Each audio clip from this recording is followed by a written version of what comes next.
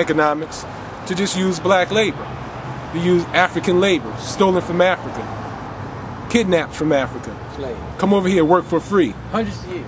Now that's not to say that there was no so-called racial bigotry before then, because there were. That's a big, huge misconception. There's always been a line of demarcation in terms of how white people approach African people or darker people on the planet for thousands of years. Africa, namely Northeast Africa, has been invaded over and over and over and over and over again for thousands of years before the onset of Western slavery. So the idea that racism is just some little quick social construct that they thought of a couple hundred years ago, and that's bullshit. African people have been assaulted by Eurasian and Asian and European people and Arab people for thousands of years. It's been a steady onslaught. So with that coming into America, once you build a system based on free labor, and then after that free labor is over, dirt cheap labor, with the onset of the industrial age, started off by the robber barons, Rockefeller, Carnegie's, all of them, up until the information age, where we still see the same economic imbalance. Average African community, average African family doesn't make as much, or doesn't have as much money, or doesn't have that much resource, or have any resources as compared to the average Caucasian family, average Caucasian neighborhood.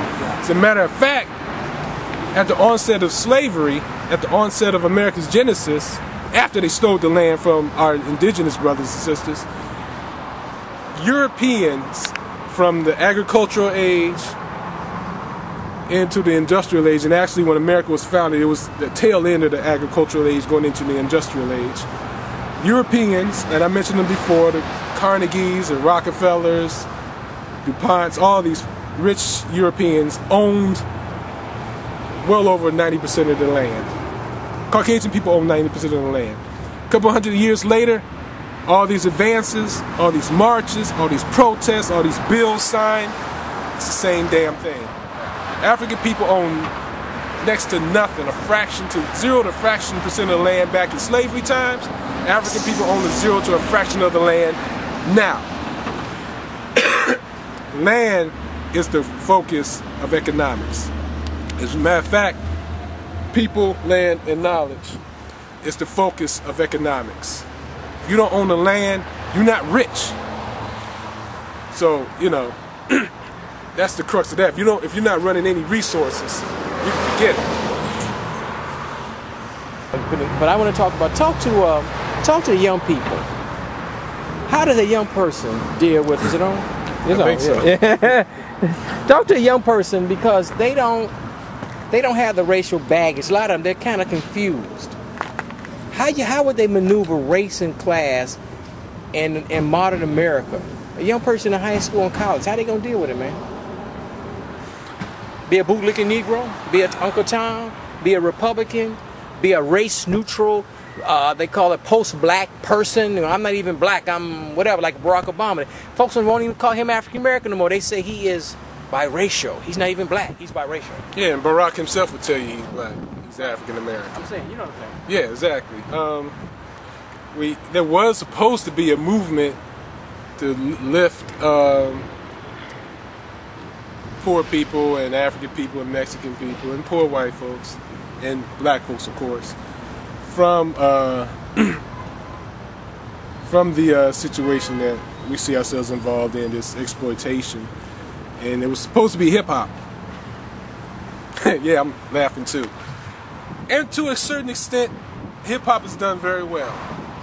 Because at the very least, it employed a lot of people. It employed a lot of black folks. Now what they did when they got the damn jobs was another damn situation. But what we're looking at here is we're looking at despite the fact that my generation, I'm from the hip-hop generation. In your 30s, right? But yeah. Yeah, it's pretty good, man. And despite the fact that we're a post-civil rights generation, still much of our orientation to protest and struggle and our view of the black struggle in America is viewed through civil rights perspective. Despite the fact that there's a schism now, it's still viewed through civil rights perspective. And that's the strength that the civil rights industrial complex have had over the generations. Now right now, like I said, there's a schism. A lot of my brothers and sisters in my generation after me didn't go through a lot of the crap. I'm the generation right after civil rights. I was born in 70s, or early 70s, 1970s, something like that. So I'm right after civil rights. So I didn't, even though I went through a shitload of discrimination, racial assaults, racial bigotry, I went through a lot of that. I've seen a lot of that coming up. It's not difficult to see, even in 2008. It's not that for those of you who believe that racism is dead. No, your way of viewing things is dead. It's not difficult to see. Despite that, along with that, rather, hold on, stop the tape for a second. Cool. I can edit, man. Yeah, just edit it, because right, as I was saying, before I lost my train of thought, hip-hop was to be the vehicle that bring us into out of exploitation. What's happening is it drove us deeper into exploitation, because the people who saw hip-hop as a threat, the ruling class, the government, corporate, especially particularly the government, they saw what the potential of hip-hop to be, and they co-opted it through the corporate mechanism, through capitalism, and turned it into something that we see now. That's not to say there aren't legitimate elements of hip-hop now. There are. But, like I said a few minutes ago, the failure of the civil rights movement, or the missteps of the civil rights movement and my generation, was not taking control of what we produce. That's the core of that's a core characteristic of economics, that what you use, you produce. Whatever you wash with, whatever you eat, whatever you do, whatever, you are supposed to produce that from earth to finished product. In terms of hip-hop, we created it, but then it got co-opted, and now BMG, Bartelsman, and Interscope, and Viacom, and Vivendi Universal, especially Vivendi Universal, all these European and European conglomerates own hip-hop. We don't own hip-hop. We own about that much of hip-hop, but we don't own hip-hop. I mean, I know we see Damon Dash and Puffy and all them. That's good, but if it wasn't for Viacom and Time Warner and these other media conglomerates that I named, it would be very difficult for them to get their message out. They probably wouldn't have made the money that they made. Ownership. That's what the civil rights movement really didn't stress, if they stressed it at all. That's what my generation tried to do, and actually that's what hip-hop in its golden age, what we usually call the golden age of hip-hop, tried to instill in us, is ownership. And that's not being produced, that's not being promoted in a way where ownership to advance your collective, to advance your group, to advance your people.